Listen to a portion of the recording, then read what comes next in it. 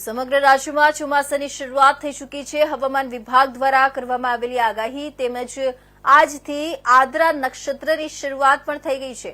ત્યારે રાજ્યના અનેક વિસ્તારોમાં વરસાદનું એલર્ટ અપાયું છે, જેમને લઈને સૌરાષ્ટ્રના અનેક વિસ્તારોમાં વરસાદી માહોલ જોવા મળી રહ્યું છે। ત્યારે જગવિખ્યાત યાત્રાધામ વીરપુર પંથકમાં આજે વહેલી સવારથી જ મેઘરાજાનું આગમન થયું હતું। સવારથી જ ધીમી ધારે વરસાદ શરૂ થતા ખેડૂતો માટે વાવણી લાયક વરસાદ વરસી રહ્યો છે।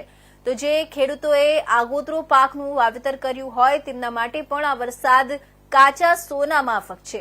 યાત્રાધામ વીરપુર સહિત ગ્રામ્ય પંથકના થોરાણા, કાગવડ, જેતપુર, હરિપુર, મેવાસા સહિત વિસ્તારોમાં મેઘરાજા ધીમી ધારે વરસતા ખેડૂતોમાં ખુશીની લાગણીઓ ફેલાઈ છે, જેમને લઈને ખેડૂતોએ આ વર્ષે સારો વરસાદ વરસે અને ખેડૂતોએ વાવેતર કરેલા પાકનું ઉત્પાદન સારું થાય તેવું કુદરત પાસે આશા વ્યક્ત કરી હતી।